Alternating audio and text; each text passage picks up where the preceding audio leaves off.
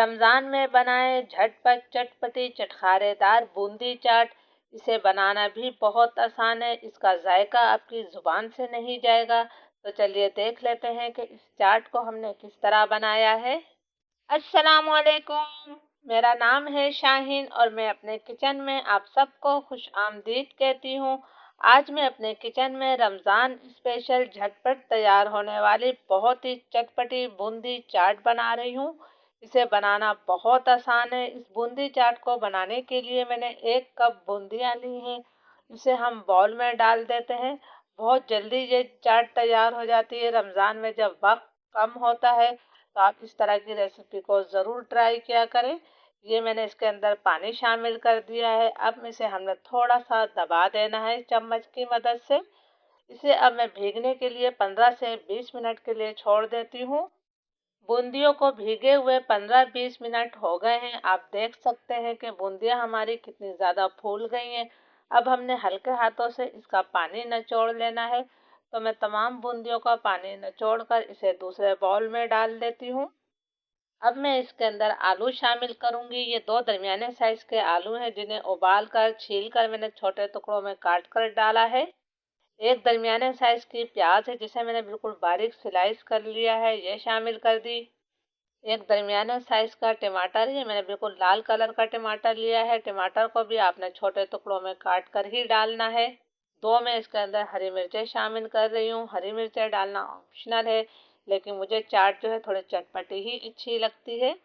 2 खाने के चम्मच बराबर हम इसके अंदर बिल्कुल बारीक कटी हुई बंद गोभी डाल देते हैं। इससे भी चाट का जायका कई गुना बढ़ जाता है। 1 मुट्ठी में इसके अंदर बारीक कटा हुआ हरा धनिया शामिल करूंगी। हरे धनिया को आपने अच्छी तरह से धोने के बाद बिल्कुल बारीक काट कर शामिल करना है। तमाम चीज़ों को मैं अच्छी तरह से मिक्स कर लेती हूँ। प्लीज़ अगर आप लोगों को मेरी वीडियो अच्छी लगती है तो मुझे कमेंट्स करके ज़रूर बताया करें, और ये भी बताएं आपको कौन कौन सी रमज़ान के लिए वीडियो चाहिए, ताकि मैं आप लोगों के लिए वो वीडियो बना सकूँ। तमाम चीज़ों को मैंने अच्छी तरह से मिक्स कर लिया है। तो अब मैं इसमें नमक शामिल कर रही हूँ 1 चाय का चम्मच के बराबर। आधा चाय का चम्मच मैं इसके अंदर कुटी हुई लाल मिर्चें शामिल कर रही हूँ। चाट को मज़ीद चटपटा बनाने के लिए मैंने आधा चाय के चम्मच से कम इसके अंदर चाट मसाला डाला है।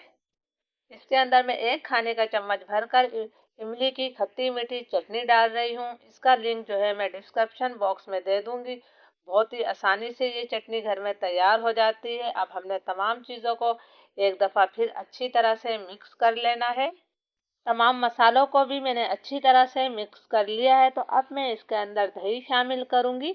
मैंने आधा किलो दही लिया है। दही के अंदर हमने कोई नमक मिर्च शामिल नहीं किया है। इसमें से थोड़ा दही मैंने रोक लिया है। इसके अंदर मैं 1 चाय का चम्मच भरकर हरी चटनी शामिल करूंगी। हरी चटनी का लिंक भी मैं डिस्क्रिप्शन बॉक्स में दे दूंगी। इससे हमारी चाट का जायका कई गुना बढ़ जाएगा।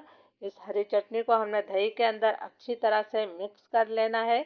आपको अंदाज़ा हो रहा होगा कि हमारी चाट जो है कितनी चटपटी चटखारेदार बनने वाली है। अब ये दही भी हम शामिल कर देते हैं, और अब हमने फिर एक दफ़ा दही को भी अच्छी तरह से मिक्स कर लेना है। प्लीज़ रेसिपी को ज़रूर ट्राई कीजिएगा, इसलिए कि सबको ये रेसिपी बहुत ज़्यादा पसंद आएगी। तमाम चीज़ों को मैंने अच्छी तरह से मिक्स कर लिया है। तो चलिए इस चटखारेदार चाट को हम सर्व कर लेते हैं। आप चना चाट खाना भूल जाएंगे जब ये चटखारेदार बूंदी चाट बनाएंगे। इसे बनाना कितना आसान है आपको अंदाज़ा हो गया होगा। अगर आपको पसंद हो तो आप इसके ऊपर से चना पापड़ी भी डाल सकते हैं। इससे भी इसका जायका कई गुना बढ़ जाता है। रेसिपी अच्छी लगे तो लाइक और शेयर कीजिएगा। अल्लाह हाफिज़।